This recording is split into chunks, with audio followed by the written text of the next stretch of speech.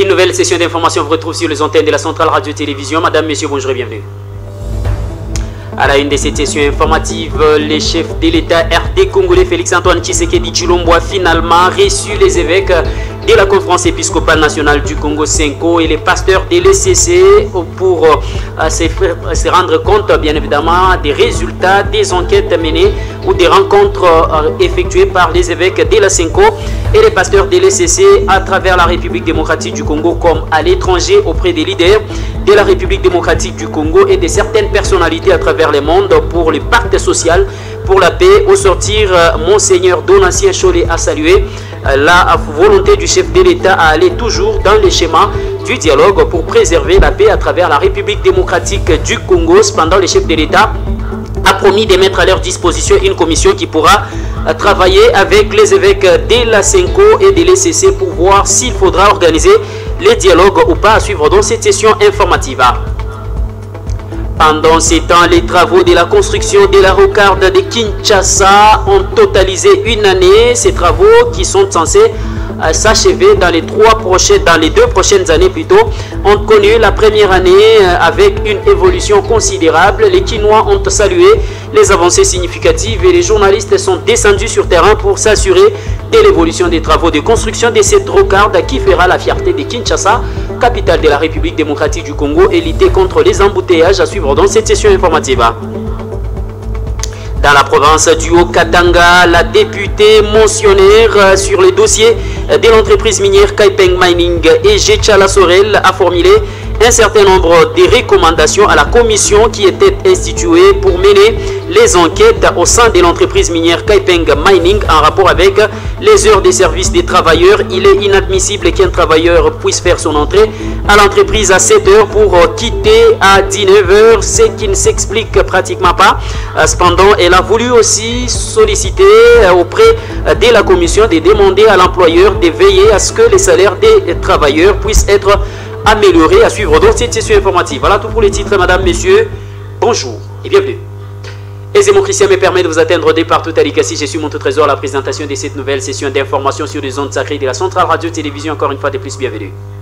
Ouvrons cette session informative en prenant la direction de Lubumbashi, capitale cuprifère, où la députée mentionnaire dans les dossiers de l'entreprise minière Kaipeng Mining qui était en train de maltraiter les travailleurs, et Jetchala Sorel, après avoir suivi les résultats de la commission qui avait été instituée pour mener des enquêtes au sein de l'entreprise minière Kaipeng Mining. La commission qui est descendue par 2 fois et a fait rapport à l'Assemblée plénière, et après avoir suivi les rapports de la commission, la députée mentionnaire Jetchala Sorel a demandé à ce que l'on puisse insérer aussi parmi les recommandations à formuler à l'entreprise l'amélioration des heures de service, parce qu'il est inadmissible qu'un travailleur puisse vous faire 12 heures de service sans être rémunéré comme il se doit. Et au-delà de cet aspect des choses, il faudra aussi améliorer les salaires des travailleurs de l'entreprise minière Kaipeng Mining qui sont obligés de se retrouver dans les installations de l'entreprise à 7 heures pour y sortir à 19 heures. Suivez. La motion d'information de l'honorable Jetchala Sorel est loin de se vider de son contenu sur la situation des travailleurs de l'entreprise Kaipeng Mining de l'Icassi. L'Assemblée provinciale a auditionné le rapport de la commission d'enquête parlementaire mise sur pied pour vérifier les conditions des travailleurs de KAPEM. La dite commission parlementaire y a effectué 2 descentes consécutives. Il découle de ces rapports des recommandations formulées à l'entreprise, à l'exécutif ainsi qu'à l'Assemblée provinciale. La commission d'enquête parlementaire a salué les efforts de l'employeur à se doter d'une convention collective où les différentes questions devront être réglées entre l'employé et l'employeur. Prenant la parole, la motionnaire, l'élu de l'Icassi, l'honorable Jetchala Sorel, est restée intransigeante sur l'amélioration des conditions des travailleurs de KAPEM en formulant une pile de recommandations. Les travailleurs de KAPEM doivent pleinement vivre les effets positifs induits de leur productivité. L'amélioration des conditions de travail. Donc, je pense qu'on devrait instruire à l'entreprise d'améliorer les conditions de travail. Quant aux autres services, de faire le suivi aussi. Il y a l'amélioration de salaire. C'est quand même très important parce qu'on a suivi dans le rapport On a dit qu'un chef de service ou un chef de département pouvait toucher à peine 1 700 000. Donc je pense que c'est 1 700 000 $, c'est à peine 600 $. Donc si un cadre peut toucher à peine 600 $, qu'en est-il de la personne qui est moins gradée? Donc c'est compliqué, honorable président. Moi, il y a certains éléments que j'ai en ma possession, les fiches de paie, il y a certains qui touchent à peine 400 000 francs. 400 000 francs. À la fin, il y a dit. Donc, si on peut insister sur ce point-là, améliorer quand même les conditions salariales de travailleurs, c'est très important. Prise en compte, honorable. Merci, il faut respecter aussi les heures de travail selon les codes du travail.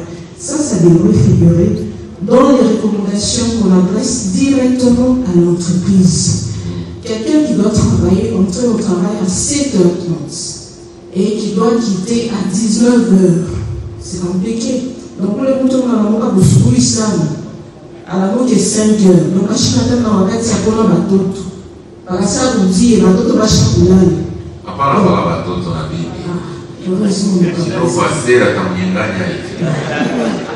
Donc, ce sont des situations que nos compatriotes vivent et ce n'est pas du tout facile. Et je pense qu'on devrait mettre ça. Améliorer les repas des travailleurs. On donne à chaque fin du mois 2 sacs de farine aux travailleurs.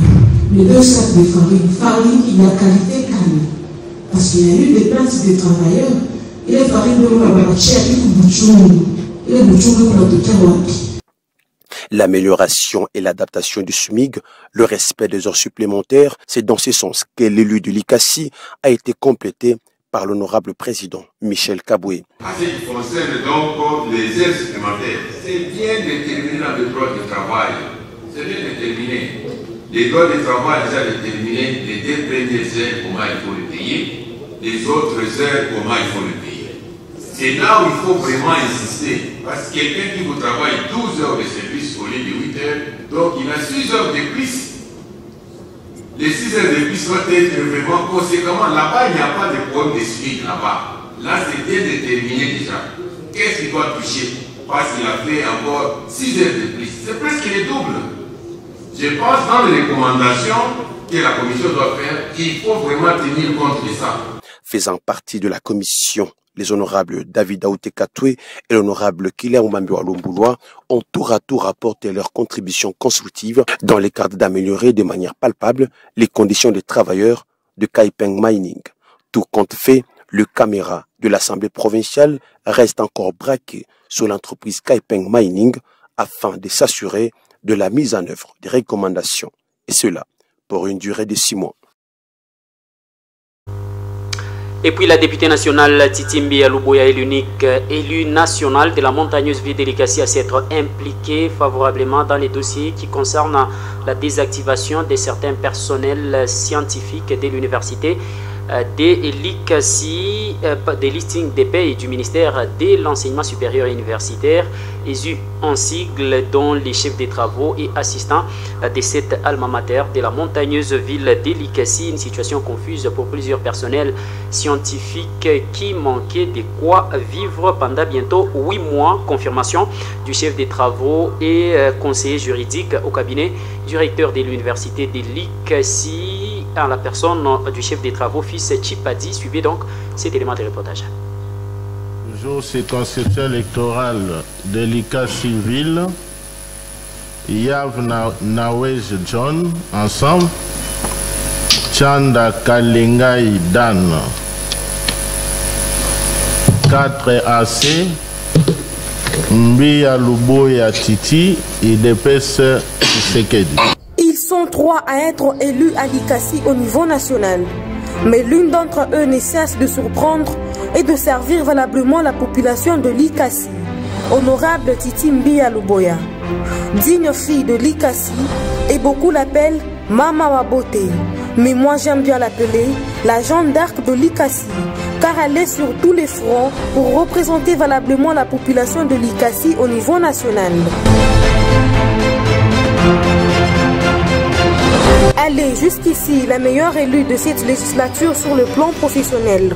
Depuis 2023, elle est l'unique députée de l'ICASI au niveau national à avoir communié avec la population de l'ICASI pendant les vacances parlementaires. Selon les missions régaliennes d'un député national qui consiste à légiférer, contrôler et de représenter. Comme la loi l'exige, Titi Mbia Luboya a légiféré 99% des lois adoptées à l'Assemblée nationale depuis le début de cette législature, car elle a participé à 99% des séances plénières au moment où certains de ses pairs sont tout le temps en Europe, Amérique et dans les affaires. Au chapitre du contrôle de l'exécutif, elle est l'unique députée nationale qui est venue à l'ICASI et a contrôlé tous les animateurs des institutions à l'ICASI, en commençant par l'arrêt central où elle est la première autorité à avoir réuni les trois composantes, à savoir le maire de l'ICASI, l'entrepreneur et l'entreprise. Elle a contrôlé 3 de 4 bourgmestres de l'ICASI pour se faire une idée claire du fonctionnement. Elle a même élargi son contrôle dans les entreprises privées où les conditions de travail de ses électeurs sont toujours à décrier.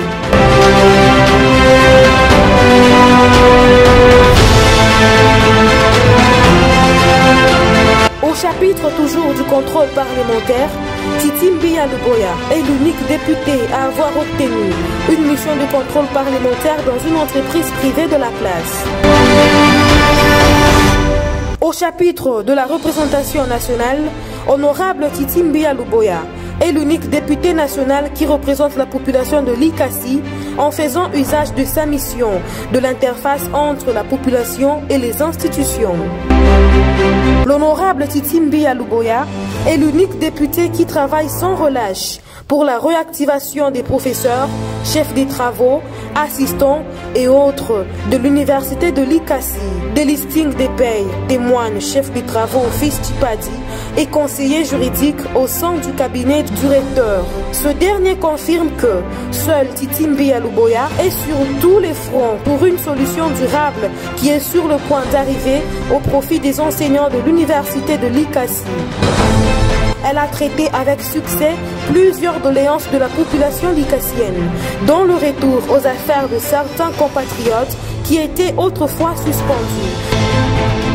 Pour chuter, Titi Mbia Luboya est la meilleure députée de cette législature au niveau national à l'ICASI et a besoin du soutien de tous pour faire entendre la voix de l'ICASI à l'Assemblée nationale. La restitution à la population oblige.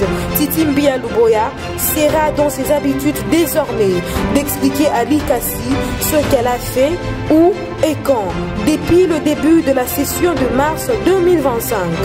Mais aussi, il faut noter que la loi prévoit sur les 3 mois des vacances parlementaires, un député est obligé de passer 1 mois seulement à la base.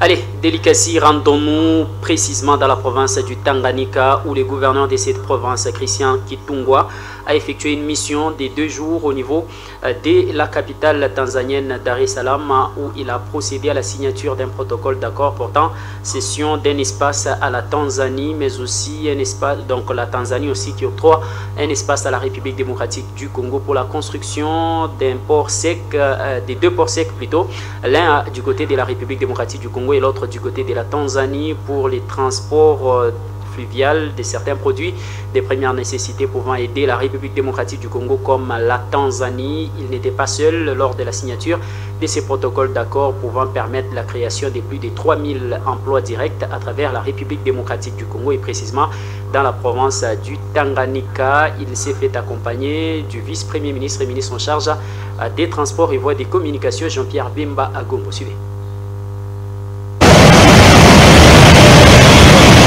À Dar es Salaam, capitale de la République unie de la Tanzanie, le gouverneur de la province du Tanganyika, l'honorable Christian Kitungwa Muteba, a pris part ce mercredi 18 juin 2025 à la cérémonie des remises officielles des titres fonciers entre la RDC, représentés par le vice-premier ministre, ministre des Transports, Jean-Pierre Bemba Agombo, et du côté tanzanien, par les ministres des Transports, dans le cadre de projets du corridor central pour la construction des ports secs notamment dans les provinces du Tanganyika et du Katanga, ce qui ouvre la voie à l'aboutissement de ces projets. Ce projet confère plusieurs avantages à l'économie congolaise, notamment la traçabilité du cargo congolais à l'import tant à l'export. La création d'environ 3000 emplois directs et indirects en Tanzanie. L'investissement direct étranger de 300 millions de dollars, la lutte contre la fraude et la contrebande, la libre circulation des biens et des personnes, l'accroissement des recettes dues au trésor public de la RDC, la réduction du délai de dédouanement et l'augmentation de la croissance de nos économies. Voilà pourquoi le gouvernement soutient ce projet et tient son exécution dans l'intérêt de nos deux pays respectifs. L'érection de ce port sec à Kalemi constitue une réserve capitale en opportunités d'affaires, en stimulant des échanges commerciaux et la création massive d'emplois. Le gouverneur Christian Kitunga Muteba s'active avec fermeté pour le développement de sa province. C'est dans le cadre du corridor central. Il faudra noter que le Tanganyika, la Tanzanie, nous avons un partenariat dans le cadre du corridor central qui permettra à ce que la province du Tanganyika puisse s'ouvrir en termes d'échange de communication par voie maritime et surtout remplir l'option multimodale.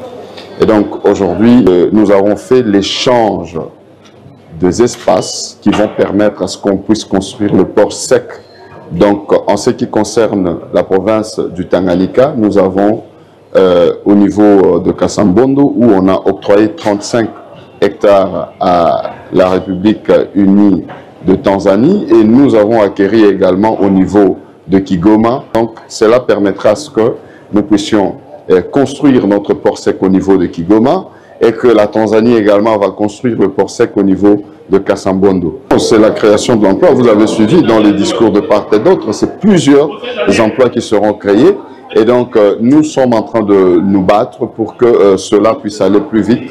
Et sera l'occasion pour nous de remercier Son Excellence Monsieur le Président de la République qui a corps et âme mis la main à la pâte pour permettre à ce que ce projet puisse aller si vite sous la coordination de Son Excellence Monsieur le Vice-Premier Ministre, ministre des Transports, Jean-Pierre Bemba, et ainsi que Monsieur Flori Okondi qui est le secrétaire exécutif du corridor central, s'est mis au travail pour permettre à ce qu'aujourd'hui cela puisse se réaliser. Bien avant cela, ce même mercredi, à Jouari Rotana Hotel de Dar es Salaam, le gouverneur Christian Kitunga Muteba a également pris part à la 14e réunion ordinaire du Conseil des ministres interétatiques dans le cadre du corridor central, dont la RDC fait partie des pays concernés, aux côtés de la Tanzanie, le Burundi, l'Ouganda, les Malawi et la Zambie. Cette 14e session était présidée par les vice-premiers ministres, ministre congolais en charge des transports, Jean-Pierre Bemba Gombo, également président de ce comité interministériel en charge de ce projet, qui vise à développer le transport multimodal et intégré afin de former un axe important pour l'économie des pays concernés. Le Tanganyika, province congolaise, désormais au carrefour des ambitions régionales. L'opérationnalisation du corridor central transcende la simple logique d'intégration régionale avec la construction du port à eau profonde de Kalemi, la réhabilitation du port des Moba, l'érection d'un port sec à Kalemi, la mise en place d'un chemin de fer électrifié, ainsi que l'amélioration de plusieurs axes routiers interconnectés destinés à propulser la province au cœur des échanges régionaux. Ensemble, ils ont jeté les bases d'une feuille de route ambitieuse, balisant le chemin vers une mise en œuvre concrète et durable du corridor central. À l'issue de cette rencontre, l'RDC a officiellement transmis la présidence tournante de l'Agence de facilitation du transport des transits du corridor central au Malawi pour l'exercice 2025-2026. Et puis les travaux de construction du corridor de la Rocarde de Kinshasa, capitale de la République démocratique du Congo, ont évolué sensiblement. C'est le constat qui s'est dégagé sur terrain après la descente effectuée par les confrères journalistes de la ville-province de Kinshasa pour s'assurer de l'évolution des travaux une année après leur lancement par le chef de l'État RD congolais Félix Antoine Tshisekedi Tshilombo en une année seulement. Plusieurs réalisations sont faites dans le cadre de la matérialisation de cet ouvrage d'intérêt public pour désengorger la ville-province de Kinshasa et lutter contre les embouteillages. Suivez donc cet élément des reportages de nos confrères de Kinshasa.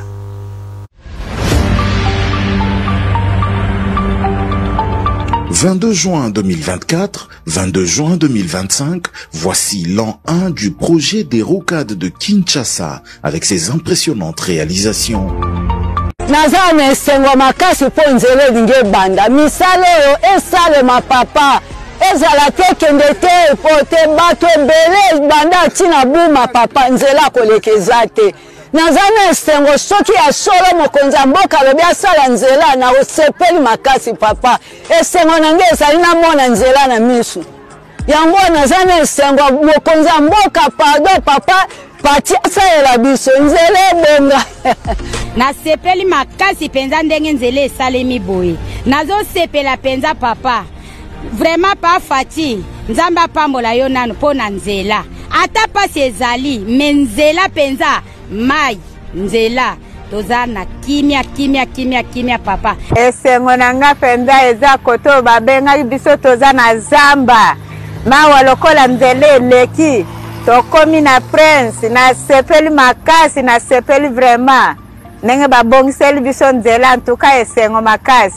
tondimaki teke un jour nzela ekoleka a me ndenge nzela eleki antuka toza na esengo makasi etondinga na motema mpo nateka fufu na depensaka mikolo nyonso na batransport ba 15 000 ba 20 000 me soki transport ekoti awa nakodepense lisu bongo te yango na toza mpenza na esengo makasi bakei zamba me lelo tomo se retrouve na zamba ngo zambe akitisi bakonzi motema basali biso nzela tozomona oyo lelo oyo en tout cas topesi matondo mingi na nzambe oyo apesi makamisi na bakonzi et puis na remercie mingi mokonzi ya mboka Fachi Beton, mes respects chef de l'état umela yaya babiloko en tout cas nazo sutuka nanamonake non oui c'est vrai yango ezosalama déjà TV za radio te oyo ezomona na miso ndenge tokondima. Et puis le chef de l'État RD congolais a finalement reçu les évêques de la conférence épiscopale nationale du Congo, Senko et les pasteurs de l'ECC venus lui faire rapport de la mission qu'ils ont effectuée à travers le pays comme à l'étranger. Question de s'assurer de ces nouveaux pactes sociaux pour la paix et permettre le retour réel de la paix dans la partie est de la République démocratique du Congo. Au sortir, Monseigneur Donatien Choli a signifié que le chef de l'État a promis de mettre à leur disposition une commission qui pourra travailler avec les pasteurs de l'Église du Christ au Congo, ECC en sigle, et les évêques catholiques pour matérialiser ces pactes sociaux pour la paix. Suivez. Quand nous sommes venus la première fois présenter au président de la République l'initiative Pacte social pour la paix et le bien vivre ensemble, il nous a écoutés et nous a demandé de lui laisser le temps pour qu'il s'imprègne des documents qui lui ont été laissés et puis que nous nous retrouvions à un autre moment pour échanger davantage sur le contenu. C'est ce qui a été fait aujourd'hui et il a pris le temps de nous écouter. Nous l'avons aussi écouté, mais le plus important, c'est qu'il a mis en place une équipe qui va continuer à travailler avec nous pour approfondir la mise en œuvre de cette initiative. La réunion a tourné autour de 2 points. Le premier, c'est le rapport d'information de notre phase de consultation qui avait été menée. Nous avons évalué ensemble les points forts et les points faibles.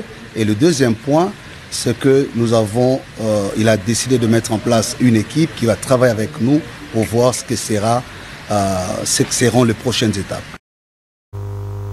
Parlons politique et justice, encore une fois de plus dans cette session informative dans les dossiers qui concernent les ministres d'État et ministres en charge de la justice et garde des ceux qui a remis sa démission la semaine qui s'achève à travers la République démocratique du Congo et qui ne peut être sauvé que par la politique dans le pays, parce que quand la politique entre par la porte, les droits s'enfuient par la fenêtre, a dit M.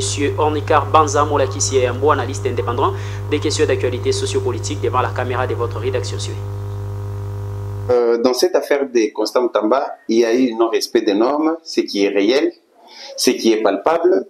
Et je crois que tous les faits que vous venez de relever sont des faits qui démontrent que peut-être, soit que ce soit par inattention, mais sinon, ce sont des faits qui démontrent une tendance à cette prétention de détournement qu'on est en train de l'accuser actuellement. Mais je crois que par le fait que Maître Constant n'a pas vérifié en ce qui concerne l'entreprise, en ce qui concerne les lieux, je crois qu'il a été même à Kisangani, il n'a pas eu le temps de vérifier les lieux, c'est à ce niveau qu'il y a un sérieux problème. Donc, à ce niveau, ça peut prouver que nous parlions d'une négligence, d'une légèreté dans la gestion de l'État. Dans la gestion de l'État, parce qu'avant d'arriver à ce stade, je crois qu'il devrait commencer par passer à ce genre de vérification. Mais je crois que pas... lorsque Constant Moutamba appelle la dame censée pouvoir procéder à la passation des marchés et contraint cette dame de signer en toute urgence ces contrats de partenariat de gré à gré. Vous pensez que c'est une légèreté ou bien il était déjà informé sur l'entreprise? C'est ce que j'ai dit. Quand je parle de la légèreté dans la gestion, c'est que on ne prend pas le respect des normes, en fait, on ne vérifie pas ce qui devrait être fait avant de poser les actes. C'est à ce niveau que je vous dis, si on brandit ça comme raison, je crois que la justice pourra avoir raison, mais il y a d'autres éléments que la justice doit évoluer. Donc à ce niveau, on ne pourra pas traiter un Constant Moutamba disqualifié, un Constant Moutamba fautif, mais je crois qu'il a aussi un mot à dire à la justice, il a aussi une possibilité de se défendre, c'est pourquoi je laisse beaucoup plus la liberté à la justice, que la justice fasse son travail avant que nous autres qui ne sommes pas juristes, que nous prenions des...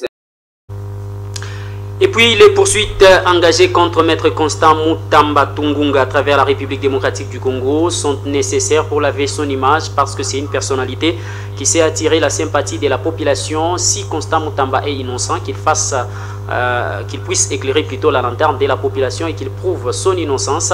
Question de permettre à ce que son image soit sauvée et lavée dans les chefs de la population de la République démocratique du Congo dans les dossiers qui concernent la construction de la prison de Kisangani, affirment les communicateurs à la Ligue des jeunes IDPS, Fédération de la montagneuse ville de Likasi, Mbouibia Bob, que je voulais suivre dans cet extrait.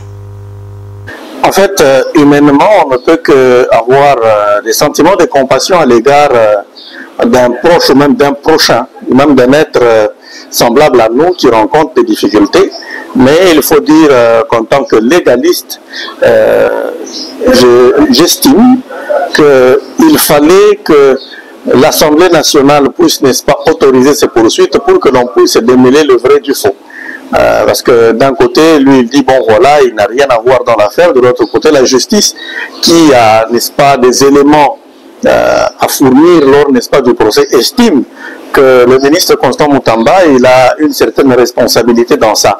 Alors, il est important que la justice fasse son travail. Et en tant que légaliste, nous ne pouvons accompagner, n'est-ce pas, cette démarche qui vise, n'est-ce pas, à établir, même à rétablir la réalité sur cette affaire, faire la lumière sur cette affaire, mais aussi, étant donné que le chef de l'État lutte contre, n'est-ce pas, la corruption, donc lui aussi qui s'est inscrit dans cette vision du président de la République, je crois qu'il est de bon aloi que l'on puisse laisser la situation suivre son cours et que nous puissions savoir qu'est-ce qui s'est réellement passé. Est-il réellement coupable dans cette affaire ou pas? C'est à la justice maintenant de trancher l'affaire. Une déception pour vous de voir un homme qui a incarné presque la confiance de tout le monde dans la lutte contre l'injustice ou les détournements des deniers publics baignés dans les mêmes antivaleurs? Bien, pour l'instant, on ne s'est pas dit que c'est une déception parce qu'il peut s'avérer aussi, n'est-ce pas, que ce soit un acharnement ou même que ce soit un règlement des comptes entre la magistrature et lui. Il faut déjà admettre que les relations qui les unissent ne sont pas au beau fixe, qui unissent, n'est-ce pas, la justice avec à sa tête Constant Moutamba et la magistrature n'est pas au beau fixe. Nous avons à plusieurs reprises assisté à un spectacle entre ces deux. Alors, il faut laisser la justice faire son travail. C'est juste après que nous allons donner notre point de vue sur je m'excuse, la déception ou pas de l'attitude, n'est-ce pas, du désormais ex-ministre, parce qu'il faut souligner que dans l'esprit de l'article 160 de la Constitution, alinéa 3, il est prévu que quand un membre du gouvernement est traduit en justice et que l'Assemblée nationale autorise ses poursuites, ce dernier doit déposer sa lettre de démission afin de se mettre à la disposition de la justice. Puisque c'est déjà chose faite, donc aujourd'hui, il va falloir que nous puissions attendre n'est-ce pas, se dérouler et que l'on sache s'il a été responsable dans l'affaire ou pas. C'est à ce moment-là.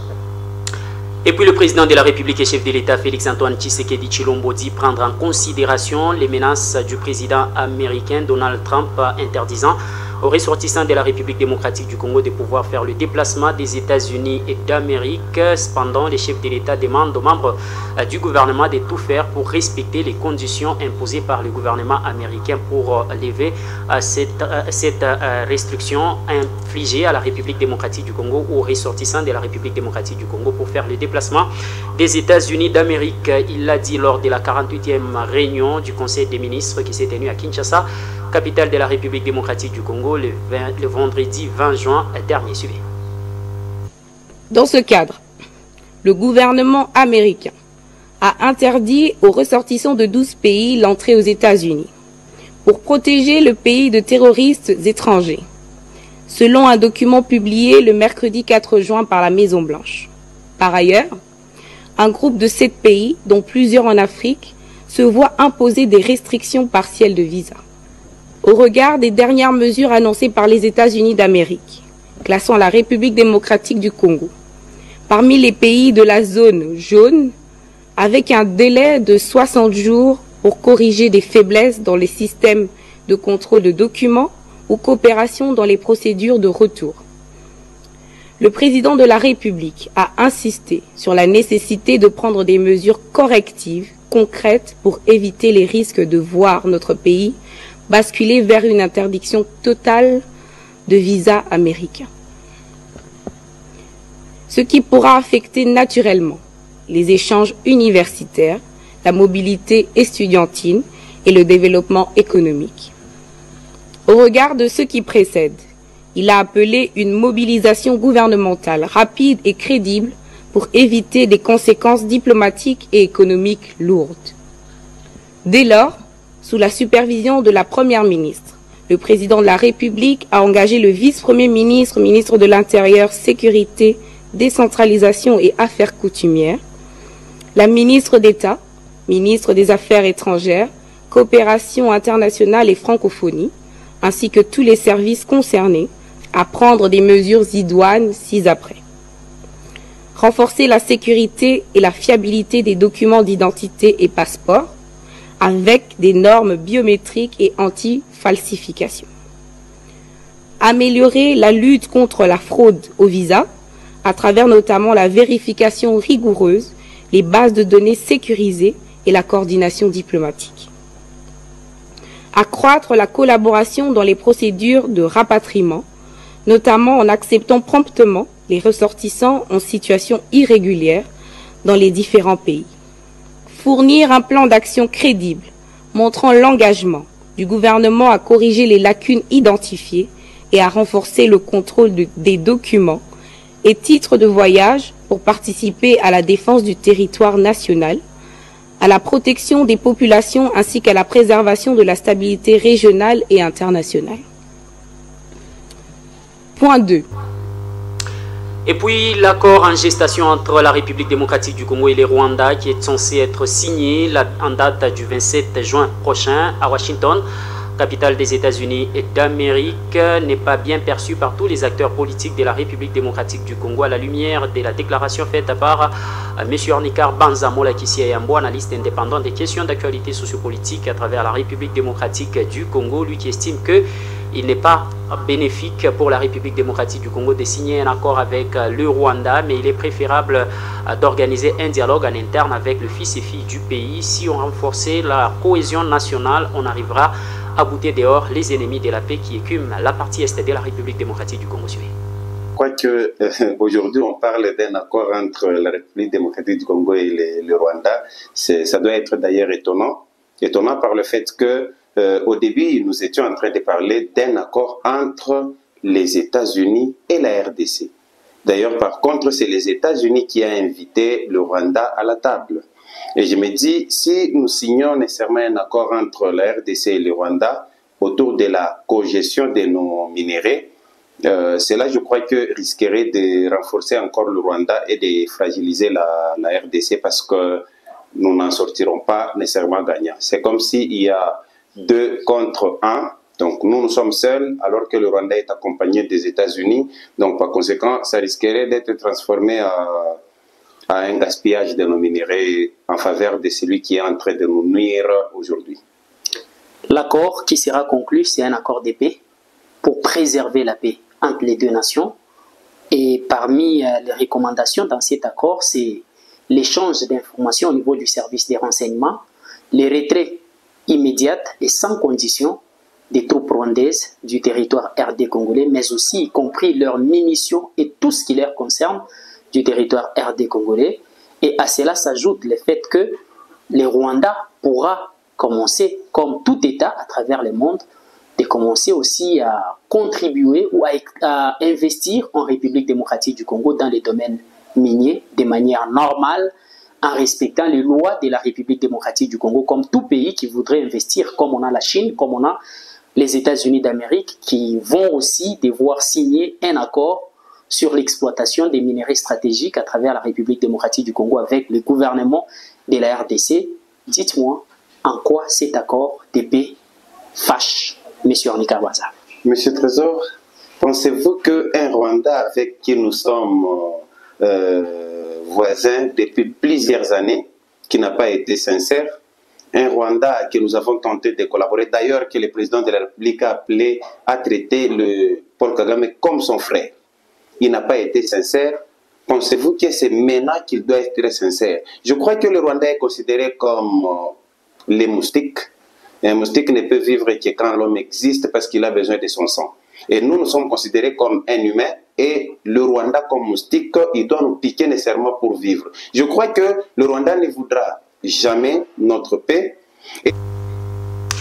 Et puis le député national Willy Mishiki a signifié sur les antennes de nos confrères de la capitale RD congolaise, dans un média de la capitale RD congolaise, que l'ancien président Joseph Kabila Kabange mettait à la disposition du gouvernement rwandais la somme de 66 millions de dollars américains chaque mois, et ces montants passés par l'entremise d'Albert Yuma. Il dit détenir des preuves au regard de son implication dans les dossiers parce que lui, il était vice-ministre à l'énergie à travers la République démocratique du Congo. Par 3 fois, il a assisté à ces scénarios d'envoi de plus de 66 millions de dollars américains au gouvernement rwandais dans le cadre de la compensation des efforts de guerre du Rwanda à travers la République démocratique du Congo lorsqu'il fallait renverser les pouvoirs de l'ancien président Mobutu Sese Seko. Suivez donc Willy Mishiki. Albert Yuma a fait la plainte pour Nanga. N'avait causé l'ango mingi. Et l'objectif n'est pas kiwana. Puisque comme en procédure pénale, il faut aya confirmer plainte. Nazo zela aya la Kinshasa a confirmé plainte na ye. Puisqu'il faut aya aya. Ils ont dit avocat. Il moko aya. Nazana. Makamona lobi est à parti mukeboy. Il y a iceberg visible iceberg. Nana dossier munene pour na Yuma. Akasi Yuma au kanga. Même au bari qu'on a d'aller damuke. On a le bari damuke ya ba bébé mais comme que. Makambo ya 66 millions na confirmé yango. Na confirmé yango puisque ndeko Yuma azalaka PCA ya Jekamine. Azalaka administrateur ya Banque centrale. Azalaka président ya FEC. Ba société nyoso yo ba Texaco, ba Nicoet, ba frappe. C'était en fait les techniciens, les laborantins ya Kabila. Ba montage ya mbongo nyoso ya mabeza qui ba corruption ba ko futa ba contrat, c'était lui. Les cash, c'est lui qui gérait les cash. Est-ce que vraiment qui ne connaît pas Yuma ce qu'il faisait Yuma? Ce que Tina Fortunato Bakangi italien. Qui était son chef, c'est pas Kabila, c'est Yuma. Na makambo belé à Koloba. Ba contrat o ya mama payé. C'est lui qui gérait les fonds noirs. Na confirmé awa. Ngai na lobika na période na gouvernement. Fin 2016, 2017. Tozaki Nandeko Sami Badibanga comme premier ministre. Kaka période wana, j'étais vice-ministre à l'énergie. ndena monaka ba opération wana pendant 4-5 mois wana ndena monaka soki avant nga ezalaka na ebité après nga koto na ebité moi je parle na période wana et ben donc oleka na Sinelac ezali société mixte et Cependant, Willy Michiki a dit être prêt à faire face à la justice car il reçoit déjà les menaces d'Albert Youma qui voudrait l'amener en justice à travers la République démocratique du Congo. Place à présent, rappel des titres.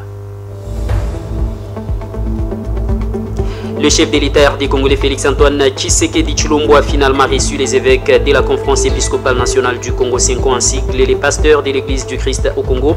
La journée de ce 21 juin de l'année en cours pour lui faire rapport de la mission effectuée auprès des personnalités politiques et autres pour les pactes sociaux pour la paix.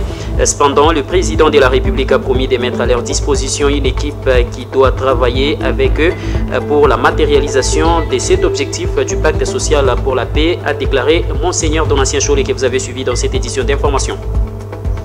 Et puis vous avez suivi que les travaux de construction de la rocarde de Kinshasa ont connu une évolution considérable après une année dans son lancement par le chef militaire des Congolais Félix-Antoine Tshisekedi Tshilombo, constat fait par les journalistes de Kinshasa qui ont effectué une descente sur terrain pour s'assurer de l'évolution des travaux censés s'achever dans les 2 prochaines années. Un élément que vous avez aussi suivi dans cette édition d'information. Et puis vous avez suivi que la députée provinciale et motionnaire dans les dossiers de l'entreprise minière Kaipeng Mining Jetchala Sorel a formulé un certain nombre de propositions à la commission qui était constituée pour mener les investigations au sein de l'entreprise minière Kaipeng Mining qui a rendu son rapport à l'assemblée plénière les samedis derniers. Cependant, elle sollicite la réduction des heures de service mais aussi les salaires des travailleurs qu'il faudra améliorer comme il se doit au regard des heures de service où quelqu'un est censé entrer au travail à 7 heures pour quitter 19 heures et ne plus avoir le temps de faire quoi que ce soit mais avoir un salaire médiocre d'environ 400 000 francs. C'est inadmissible, a dit la députée provinciale que vous avez suivie dans cette édition d'information. Madame, Monsieur, voilà ce qu'a constitué l'essentiel de cette édition d'information sur les ondes sacrées de la Centrale Radio-Télévision, si vous l'avez aimé. Donc merci à la grande équipe rédactionnelle de votre chaîne, mais aussi et surtout à Christian Ezemo pour sa bonne réalisation de cette édition d'information à tous, mais également toute agréable et bonne suite des programmes chez vous. Bye.